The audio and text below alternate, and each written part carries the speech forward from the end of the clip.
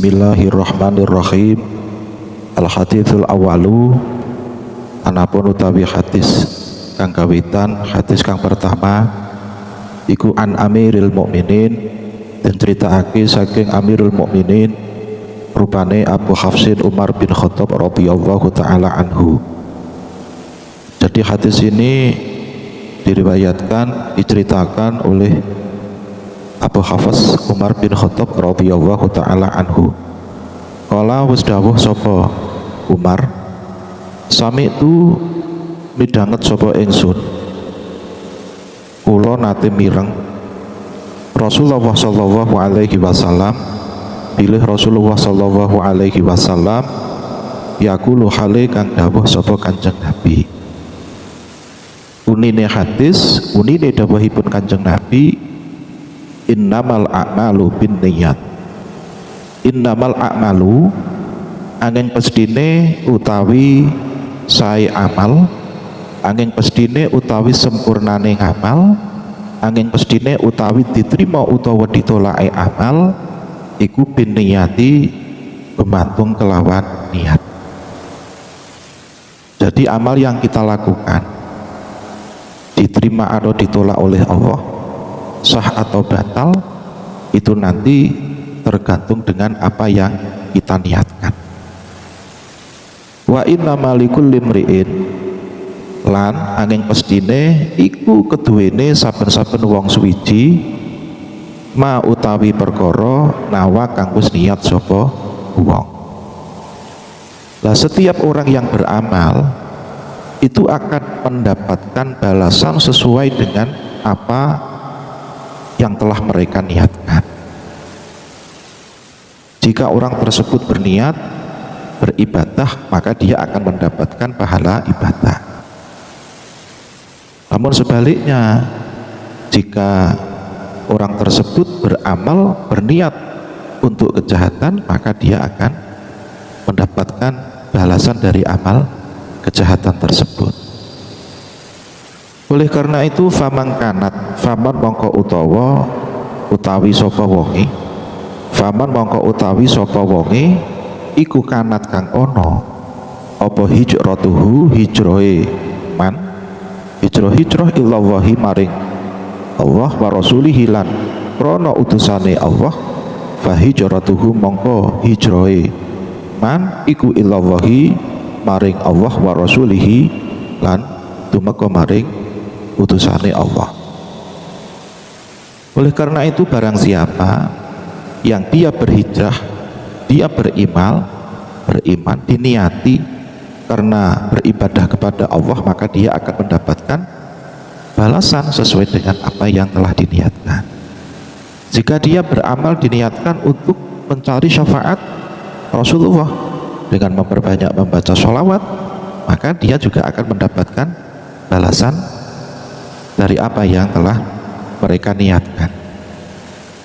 Jadi jika amal tersebut diniati karena Allah, karena Rasulullah, maka dia akan mendapatkan ridho Allah dan juga mendapatkan syafaat dari Rasulullah Sallallahu Alaihi Wasallam. Namun sebaliknya, waman lan utawi sapa wonge iku kanat kang ono apa hijratuhu, hijroh iman lid dunya krana dunya yusibuha kang ngenani sapa man ing donya awim ro'atin utawa niate krana wong wadon yang kikuha kang bakal nikah sapa man ing imro'ah, fa hijratuhu mongko utawi hijrah iman iku ilama maring perkara hajaro kang wis hijrah sapa man ilaihi maring man.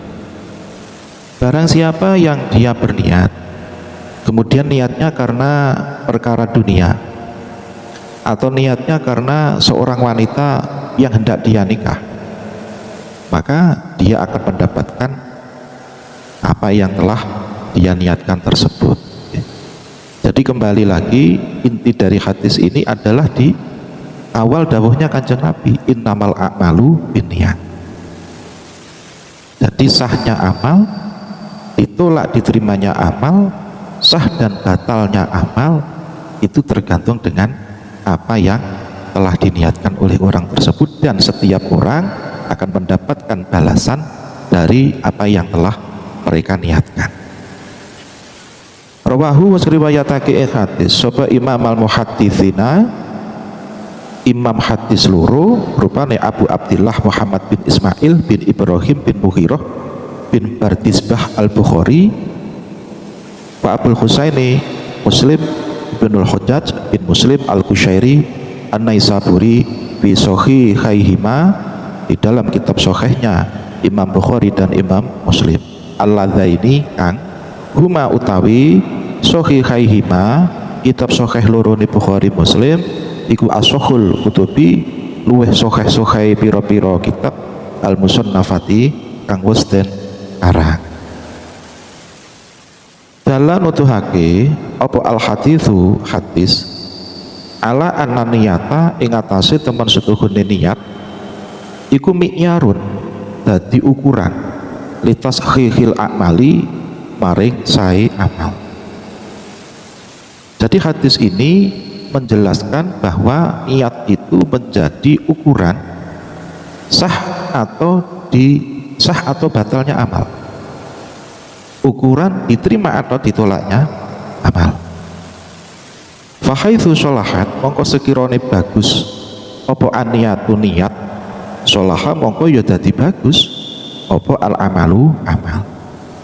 Sekira amal tersebut diniati dengan niat yang bagus, maka amal tersebut akan menjadi bagus.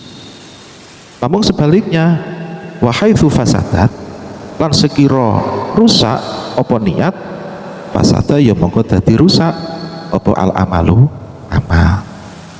Nah, ketika niatnya itu rusak, niat karena kejahatan, niat maksiat, maka amalnya pun menjadi amal yang rusak. Oleh karena itu dalam sebuah hadis Rasulullah Shallallahu Alaihi Wasallam pernah bersabda, banyak sekali amal yang kelihatannya adalah amal dunia, tapi diniati baik menjadi amal akhirat. Seperti orang yang mengerjakan pekerjaan dunia seperti bertani, seperti berdagang, ataupun pekerjaan-pekerjaan yang lain yang terlihat hanya mengurusi dunia, tetapi karena diniati dengan niat yang baik,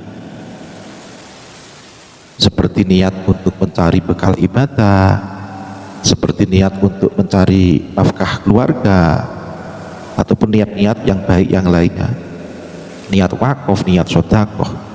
Jadi amal yang kelihatannya tersebut adalah amal dunia, tapi karena diniati dengan niat yang baik menjadi amal akhirat.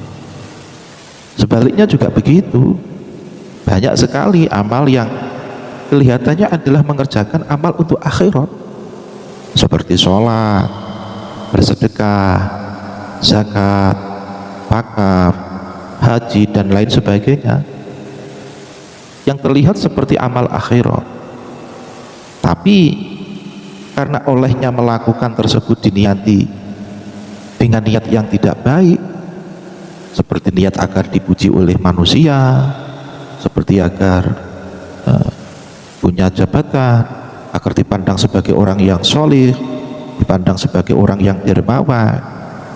Jadi kelihatannya yang dilakukan adalah amal akhirat, tapi karena niatnya rusak, niat tidak ikhlas karena Allah, maka amal tersebut yang kelihatannya amal akhirat sebenarnya menjadi amal dunia karena diniati karena urusan dunia. Oleh karena itu niat menjadi ukuran untuk sahnya amal. Wa idza ujida lan nalikane den temu apa al amalu amal, wa qaronat hulan barengi apa niat ing amal, wa qaronat hulan barengi ing amal apa an-niyatu niat, falahu mongko iku keduwene amal salah satu ahwalin utawi telu pira-pira tingkah, telu pira-pira pakerti. Jika seseorang beramal maka kemungkinan orang tersebut memiliki 3 niat. Jadi ketika seseorang itu melakukan suatu amal, melakukan suatu perbuatan, kemungkinan orang tersebut memiliki 3 niat. Al-awalu utawi kang kawitan, yang pertama, ayyaf'ala yento agawe sapa wong, ayyaf'ala yento agawe sapa wong dzalika ing mengkono-mengkono amal, khaufan krana wedi minallahi ta'ala saking Allah ta'ala. Wa hadhihi utawi iki al-awal, yang pertama, tiang sing melakukan amal, tiang yang melakukan ibadah karena takut kepada Allah. Wa hadhihi iku ibadatul abidi, ibadahe wong kang ahli ibadah. Jadi yang pertama, ada orang yang melakukan amal niatnya takut kepada Allah, takut kalau masuk neraka, takut berdosa, takut durhaka kepada Allah, maka inilah ibadahnya orang yang ahli ibadah. Asani utawi kang kaping pindho iku ayyaf'ala yento agawe sapa wong zalika ing mengkono-mengkono amal litolabil jannati krana nubrih swarga. Jadi seseorang beramal karena tujuannya agar masuk surga. Wa thawabilan nubrih ganjaran, beramal karena mencari pahala. Wa hadhihi utawi iki asani tiang sing beramal, orang yang beramal karena mencari surga dan pahala, iku ibadatut dicari ibadahi wong kang dagang. Jadi kalau seseorang beribadah seperti yang pertama tadi, seseorang beribadah niatnya takut kepada Allah, dinamakan ibadahnya orang yang ahli ibadah. Tapi kalau orang tersebut beribadah diniati agar masuk surga, diniati agar mendapatkan pahala, inilah niatnya pedagang. Pedagang itu artinya melihat sesuatu dengan sisi keuntungannya. Ya jika menguntungkan ya diamalkan, tapi jika tidak menguntungkan ya tidak. Kalau amal tersebut banyak pahalanya ya diamalkan, seperti melihat keterangan banyaknya amal ibadah di Lailatul Qadar, menjalankan puasa Rajab, ibadah di bulan Rajab, banyak keterangan yang menjelaskan pahalanya banyak, diamalkan. Tapi kalau amal tersebut dikira tidak banyak pahalanya, ya jarang diamalkan. Inilah ibadahnya seorang pedagang. Jadi melihat sisi untungnya dan melihat sisi kebutuhannya. Di saat ekonominya lagi sulit, dia butuh untuk melancarkan rezekinya, makanya dia rajin sholat duha. Seperti itu. Ketika dia hatinya galau, hatinya susah, hatinya sedih, maka dia rajin berzikir. Rajin berzikir. Inilah ibadahnya para pedagang. Jadi dia melakukan ibadah ibaratnya karena ada maunya. Ibadah mencari surga, ibadah agar mendapat pahala. Artinya dia beribadah karena mengharapkan imbalan, mendapatkan upah. Asalisu tawi kang kaping telu iku ayaf ala yentu agawe sapa wong dzalika ing mengkono amal hayaan krana izin minallahi ta'ala saking Allah ta'ala. Ada seseorang yang dia beribadah memang tujuannya karena dia malu kepada Allah, sudah diberi rezeki sebagian banyak dari Allah, kok tidak berterima kasih, kok tidak bersyukur kepada Allah, ada rasa malu kepada Allah. Wa ta'tiyatan lan krono nekani li hakil ubudiyati krono hae sifat kemawula.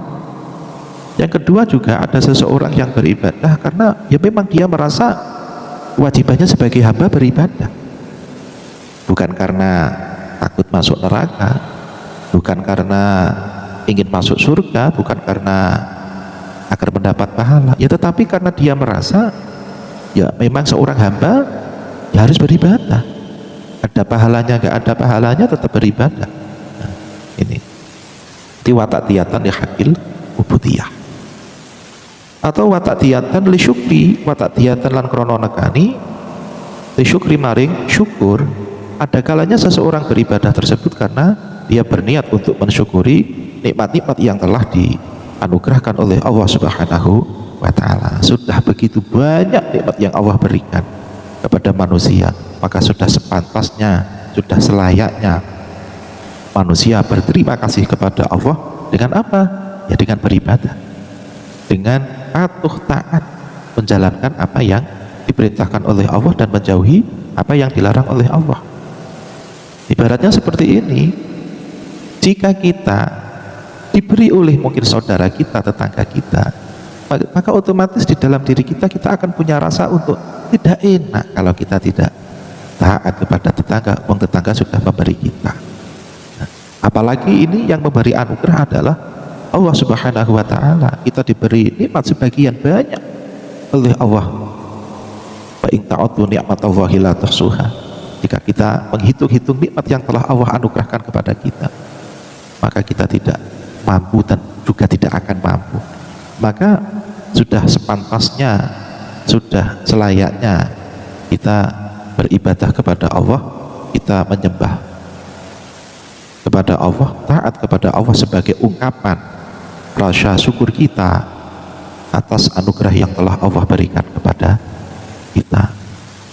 Ya, bukan karena takut dari neraka, bukan karena ingin masuk surga, ya memang karena ya, kewajiban kita bersyukur, berterima kasih karena telah diberi anugerah, telah diberi kenikmatan, nikmat iman, nikmat Islam, nikmat kesehatan, nikmat kesempatan, nikmat panjang umur.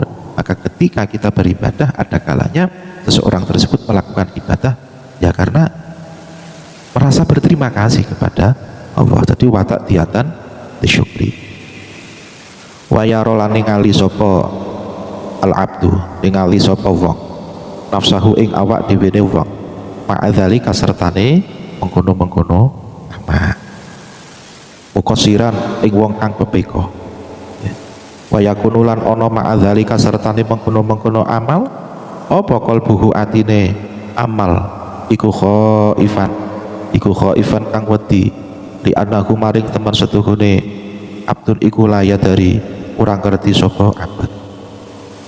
Nah, ketika beramal dia melihat dirinya sendiri sebagai orang yang selama ini durhaka kepada Allah, selama ini kurang taat kepada Allah. Apa yang menjadi larangan Allah masih banyak yang dilanggar, apa yang menjadi perintah Allah masih banyak yang ditinggalkan. Sehingga dia merasa di dalam hatinya ayakunu ma'adzalika qalbuhu khaifan, hatinya menjadi takut, hatinya menjadi khawatir di annahu la yadari, karena tidak mengetahui hal kubila ana ta den trima apa amaluhu ngamale wong ma'adzalika sertane mengkono-mengkono amal amla utawa ora diterima. Jadi di dalam hatinya ada rasa takut, ada rasa khawatir, apakah amal yang telah dilakukan ini diterima atau ditolak oleh Allah Subhanahu wa ta'ala. Orang yang beribadah yang niatnya pertama hayaan minallahi ta'ala, karena malu kepada Allah ta'ala. Yang kedua karena niat ta'tiyatan li hakil ubudiyah, ya karena memang haknya sebagai seorang hamba rajin beribadah. Yang ketiga wa ta'tiyatan li syukri, niat untuk mensyukuri atau berterima kasih atas nikmat yang telah dianugerahkan oleh Allah. Nah, maka inilah wahadhihi ibadatul akhyar, inilah ibadahnya orang yang bagus. Jadi dia tidak beribadah tidak karena takut masuk neraka, dia beribadah tidak karena agar mendapatkan pahala, tidak karena agar masuk surga, ya tetapi memang kewajiban seorang hamba ya beribadah. Kewajiban seorang yang diberi adalah bersyukur. Nah, inilah ibadahnya orang-orang yang bagus, orang-orang pilihan.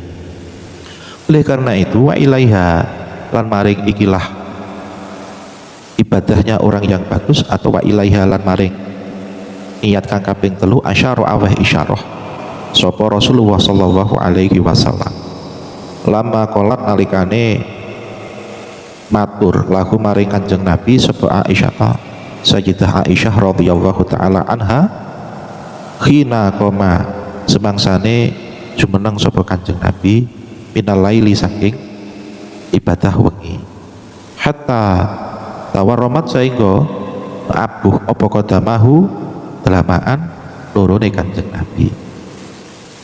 Jadi tentang hal ini Sayyidah Aisyah pernah bertanya kepada Rasulullah sallallahu alaihi wasallam ketika baginda Nabi selesai menjalankan ibadah sholat malam dan kedua tumitnya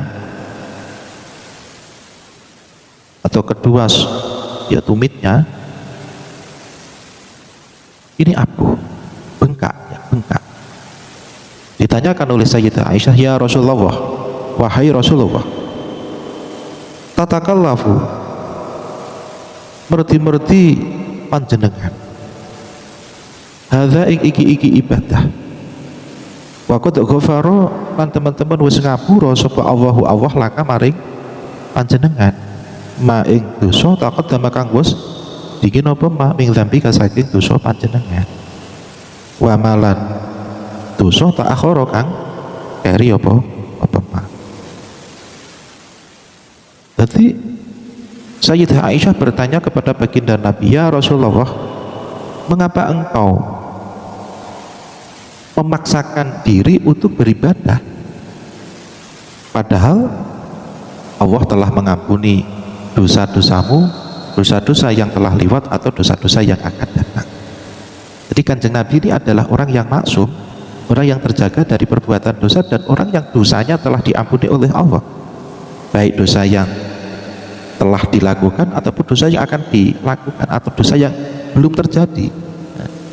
Ini sudah diampuni oleh Allah, tapi Kanjeng Nabi masih syukur, masih rajin beribadah, masih taat kepada Allah, menjalankan perintah Allah.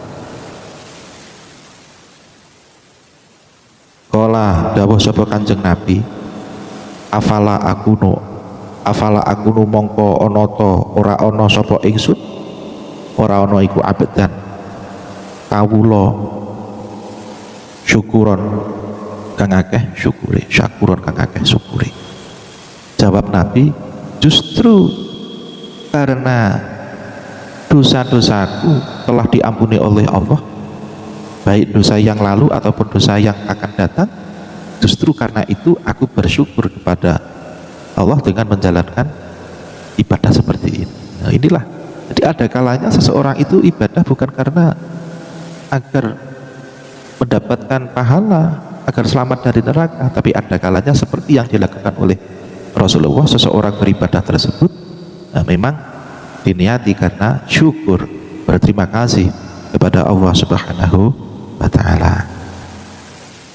Oleh karena itu fa'ingkila mongko lamun den ucapake hal onoto al afdhalu utawi kang luwih utama iku al ibadatu ibadah ma'al khaufi sertane khauf wedi au ma'ar rojai utawa sertane ngarep-ngarep rahmati Gusti Allah. Oleh karena itu ketika ada sebuah pertanyaan yang dilontarkan, lebih baik mana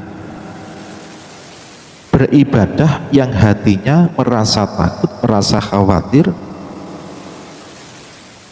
jika amalnya ditolak, atau beribadah karena berharap rahmatnya Allah. Jadi ada sebuah pertanyaan.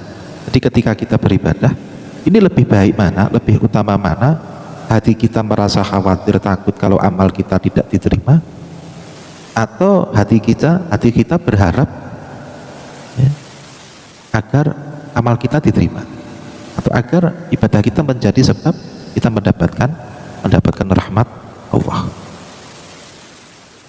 Kilatipun jawab, qala dawuh sapa Al-Ghazali, Imam Al-Ghazali rahimahullahu taala, al ibadatu tawi ibadah ma'ar rojai sertane ngarep-ngarep rahmati Gusti Allah iku afdhalu luweh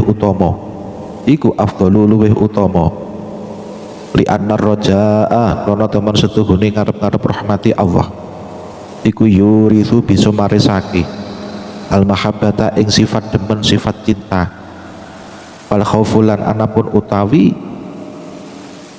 wal khaufu lan utawi sifat wedi sifat khawatir iku yurithul qanuta iku yurithu bisa marisake al qanuta ing putus asa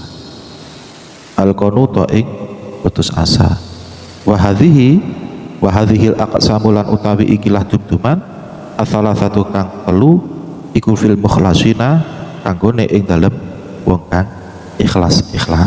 Jadi ketiganya ini adalah amalnya orang yang ikhlas. Yang pertama tadi adalah apa? Amal diniati karena khaufan minallahi ta'ala, takut karena Allah ta'ala.